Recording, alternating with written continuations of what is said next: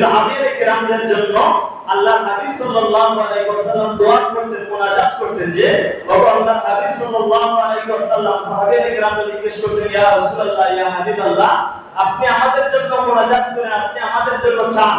আল্লাহর হাবিব সাল্লাল্লাহু আলাইহি ওয়াসাল্লাম সাহাবীয়ে কেরামদের জন্য মাফ চাইতেন, ক্ষমা চাইতেন, আর বলতেন, সাহাবীয়ে কেরামরা, তোমরা আখিরাতের জন্য সামানাত জোগাড় করো। দুনিয়ার মধ্যে সামানাত জোগাড় করা আপনার জন্য আমার জন্য তেমন বেশি কষ্টকর নয়, কষ্টদায়ক নয়, কিন্তু আপনি আমি পরিশ্রম করলে ওইগুলা সহজেই অর্জন করতে পারবো। কিন্তু কিয়ামতের জন্য, আখিরাতের জন্য আপনি আমি কি সামানা জোগাড় করেছি সেটা অবশ্যই কাল কিয়ামতের ময়দানে আল্লাহ পাক রব্বুল আলামিনের কাছে দেখাতে হবে। এজন্য আল্লাহর হাবিব সাল্লাল্লাহু আলাইহি ওয়াসাল্লাম সাহাবীয়ে কেরামদেরকে বলেন, দুনিয়ার কোনো কিছু তোমাদের জন্য সফল কাম নয়, দুনিয়ার মধ্যে ওটা শুধুমাত্র কৌতুক আর শান বিলাস, ওইগুলা আনন্দ ফুর্তি আর কিছু নয়। আল্লাহর হাবিব সাল্লাল্লাহু আলাইহি ওয়াসাল্লাম বলেন, আসল গানটা হলো গিয়ে, আসল গান হলো গিয়ে তোমাদের জন্য আখিরাতের গান। সেই গানের মধ্যে তোমরা কি করেছো সেটা অবশ্যই আল্লাহ পাক রব্বুল আলামিনের কাছে তোমরা দেখাতে হবে। কারণ আল্লাহর হাবিব সাল্লাল্লাহু আলাইহি ওয়াসাল্লাম বলেছেন যে আদ-দুনিয়াউ সিজনুল মুমিন, আদ-দুনিয়াউ জান্নাতুল কাফিরিন।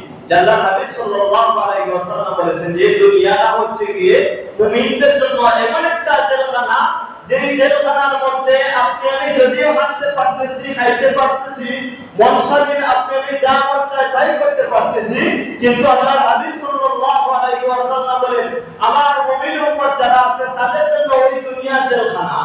এখন মুমিন মুসলমান যারা আছেন তাদের জন্য উচিত হলো গিয়ে এটা আপনার আমার জন্য জেলখানা হলো কিভাবে। আপনি মুমিন হয়ে একটা কাজ করেন, দেখবেন আপনার পিছনে মানুষ লেগে আছে। আপনি মুমিন হয়ে একটা কাজ করেন, আপনি মুমিন হয়ে যদি একটা ভালো কাজ করেন, আরো 10 জন মুনাফিক আপনার পিছনে লেগে থাকবে। কারণ কি আপনি এই কাজ করেছেন, এই কাজের মাধ্যমে আরো 10 জন আপনাকে নিয়ে হাসি ঠাট্টা করবে। এগুলো হচ্ছে কি মুনাফিকের আলামত। এজন্য আল্লাহ হাবিব সাল্লাল্লাহু আলাইহি ওয়াসাল্লাম বলেন, যারা মুমিন, প্রকৃতপক্ষে যারা মুমিন, তাদের জন্য দুনিয়া জেলখানা।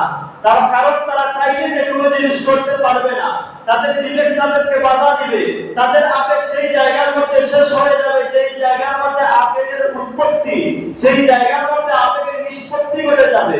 তারা চাইলেও কোনো জিনিস করতে পারবে না। কিন্তু আল্লাহর হাবিব সাল্লাল্লাহু আলাইহি ওয়াসাল্লাম বলেন, আদ-দুনিয়াউ জান্নাতুল কাফিরিন, দুনিয়াকে আল্লাহ পাক রব্বুল আলামিন কাফির মুশরিকদের জন্য জান্নাত বানিয়ে দিয়েছেন। তারা মন স্বাধীন যা মন চায় তাই করতে পারবে, তাদের যখন যা ইচ্ছা তাই করতে পারবে।